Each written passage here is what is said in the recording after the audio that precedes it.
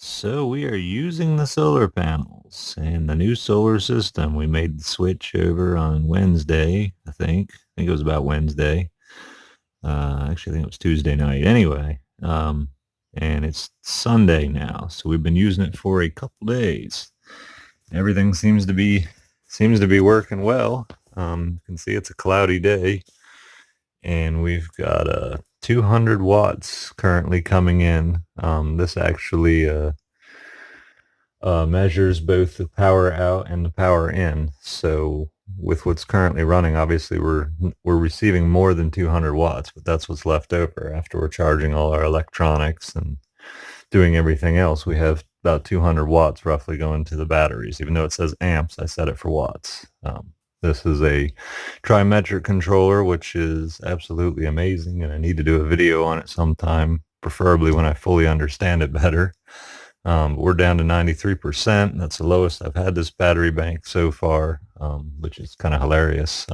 There's plenty of power. It's a cloudy day. We're charging right at about 52 volts. It's a 48 volt battery bank. A lot of information you can look up as far as the voltages, why it's actually higher than 48. But I don't want to get too long-winded with it here. But that's what we've got currently. We got a mini fridge here. We've got radios and other stuff charging and so on. But we're running a fridge. This thing's actually once it's got started, it's pulling about 50 to 60 watts depending. Obviously it has a motor startup that pulls a good bit, but there's a huge number of people apparently that just don't believe these things only pull 50 watts. Yeah, they're extremely energy efficient, these little mini fridges, and I will do a video on that at some point as well. But we're going to go out here and take a look at the actual system. You can see it's definitely overcast pretty good.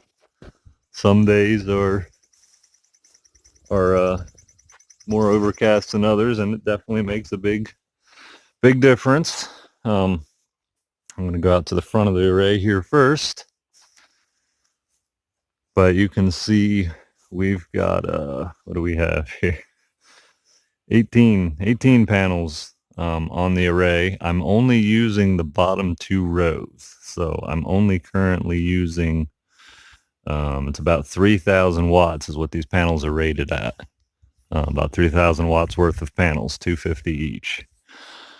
And I have them wired up in series 3 at a time. So there's four inputs currently right now. 3 in series, and then the 4 groups of 3 in parallel. So just for those inquiring minds that want to know, I do need to actually, I think I have something going wrong. I'm not getting all the watts I should be. And I know they're used panels, but I need to go through and check each connection. Obviously this is disconnected. It's one of the top ones that I'm not using currently, which I will use those later, either in this system or part of something else that I have up my sleeve. But I just need to go through and check all the connections, make sure they're good. If I have one bad panel, it can throw my numbers off significantly, or if I even have one bad cell in one panel. So I do need to go through and test them, and I don't have the right kind of meter to really do a quick and easy test of it, so I have to do some other stuff. But I've got extra panels here, so I should be good to go. This battery bank, all right. I don't even know where to start here. So I started by digging this hole in the ground, and that is keeping my batteries cool. It's important to keep the batteries cool in the summertime. It's just good for the life of them, not to overheat. So them being in the ground like that is awesome. And having ventilation is important, with these being a standard lead acid battery. Well, I can't think. They do vent hydrogen gas. So there does need to be ventilation, and I have an input low basically, and I have a couple couple high areas that will allow the air, as heat rises, hydrogen also rises. So everything should just slowly cycle out of here and be good. I do have a concern with the electronics in here and the humidity. I think the humidity will go down in here over time. This pit was open for a long time. It's got a lot of residual moisture in it, but it should dry out. So there is, I do have a little bit of concern on the humidity, but I'm just going to keep an eye on it over the next week or two and see how that does and see if I change anything. So these are golf cart batteries.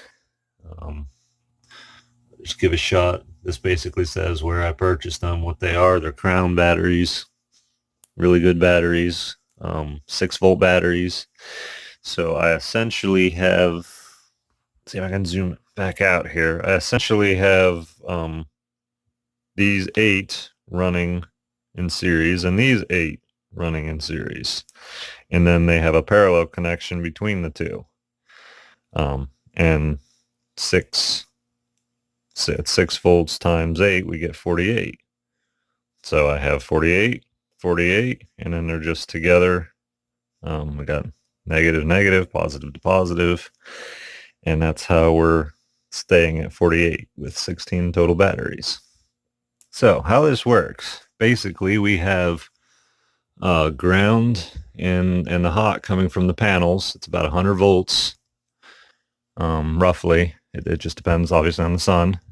But I have all the grounds bugged together in a box, and that goes into the charge controller and then down to the batteries. And the hot goes in here. It's fused in here. It comes out, goes to the charge controller, and this is an MPPT charge controller.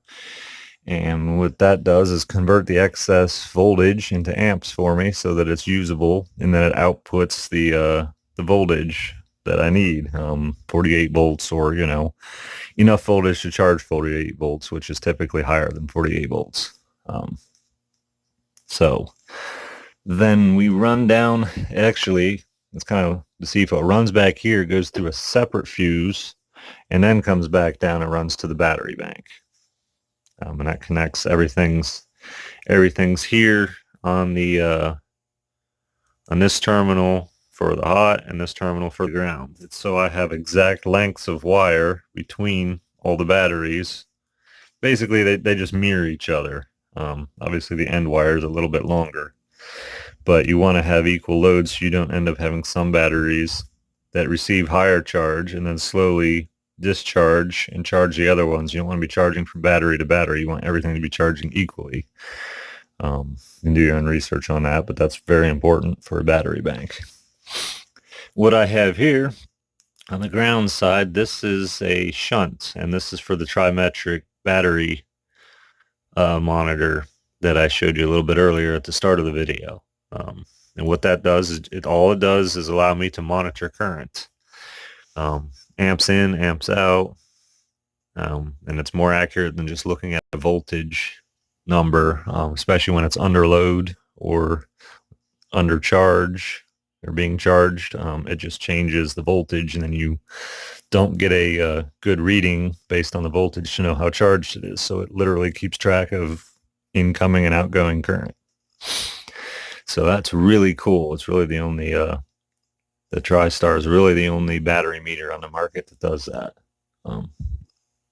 So got these wires then going to my inverter. Got a fuse there. And the inverter is pretty much just like my own little I think of it as a little transformer. Sounds like a transformer. Anyway, turns my DC into AC, and then I run out here with a big wire and go to a standard panel box. And from here on out, it's just like a normal circuit, normal house. Right now, all I have is this one particular outlet where I'm plugging everything in. I will eventually run more circuits and trench them out of here and go to different buildings or wherever I need power. But that's in the future. For now, I've got the camper plugged in, and that's working. So the other thing we have here is we have temperature It's your temperature probes. This is telling, got one for each, one for the charge controller and one for the inverter. And that's just simply knowing the temperature of the batteries so it knows what to do with the charge controller. It needs to change the voltage going in based on temperature of batteries. So that's pretty important. Yeah, I've kind of got a fair amount of stuff here that's a little bit confusing. I had some wire laying around for grounds. This is just random household wiring that I stripped together and got all together and just stapled it everywhere and made sure it's twisted around so it's grounding. And then I tested the ground and the resistance to make sure it was good. So I just wanted to, but I don't have inspections or codes or anything out here, but of course I need to be safe. So I need to protect my equipment because it's expensive. So yeah, that's pretty much how the system works in a nutshell. Cloudy days like this, I'm getting a decent current in, but I'm really excited to be using this. I will do a more detailed video later, maybe even do some cost breakdowns and some of that information, but that'll be at a future date. But I did want to get some info out about the solar system and what I was doing. This obviously will look fairly complicated to a number of folks. The simpler system, which I had been using, is 200-watt panels at 12 volts. And this was real easy because it was all the same. The 12 volts. I think I still have stuff up here. I do. The 12 volts went to this standard charge controller. This is a very tiny thing, as you can see. Way less complicated electronics than the MPPT one. And it doesn't really have to do anything different with voltage. It brings in 12 volts. It puts out 12 volts. I mean, not totally, but, for the sake of simplicity, that's what it does.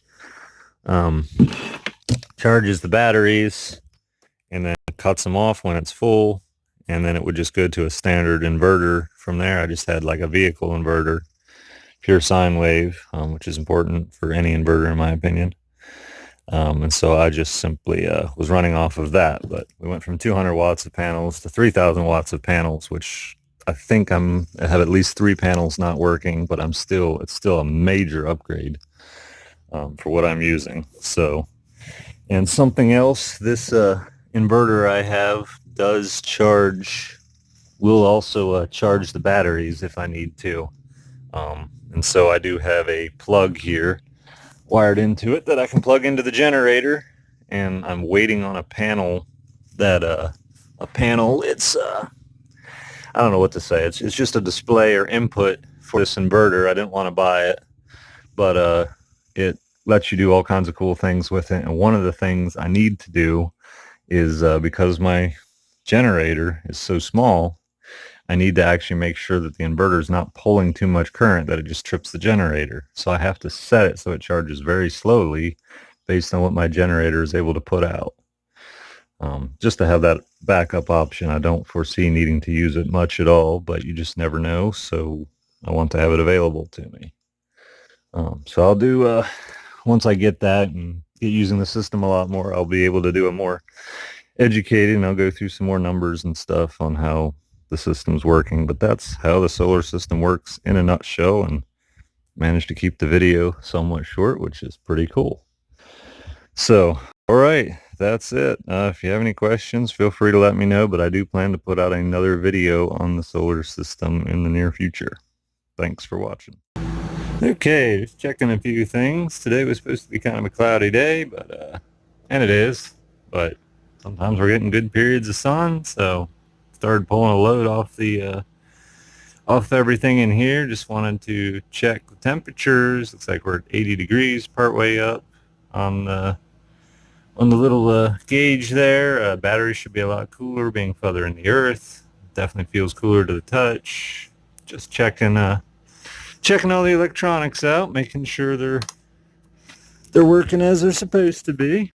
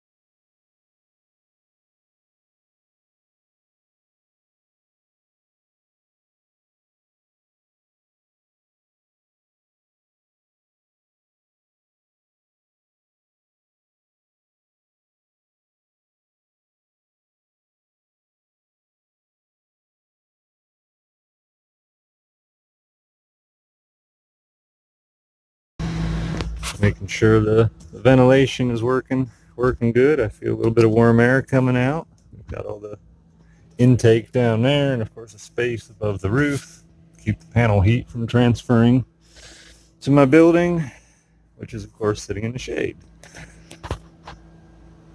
Got the AC unit running up top, so we're just checking everything out.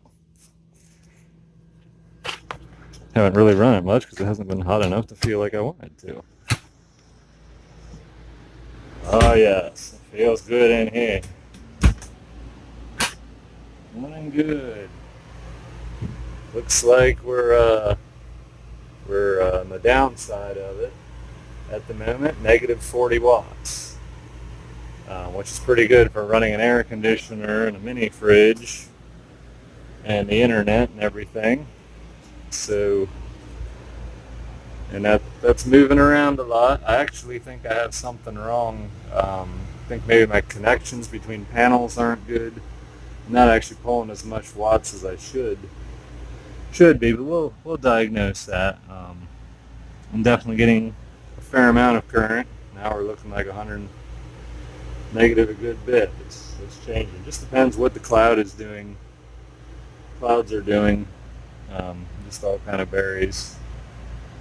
But it's pretty neat to see it going well. Got our voltage, 40. We're at 50, almost 51 volts. That's pretty good. Well, we're just playing around with it, seeing what we can do. Once I get the panels performing like they should be, I should never see a negative number with an air conditioner unit this small on a day that's this sunny. But at some point I do want to run the batteries down to some extent so I can test a few other things. So we're just running AC because we can. What is the temperature? So we just turned it on about maybe 5 minutes ago, so, but it's typically hotter in here than it is out there. Now we've actually dropped a couple degrees, so we'll run it for a while and see what we can do just for fun.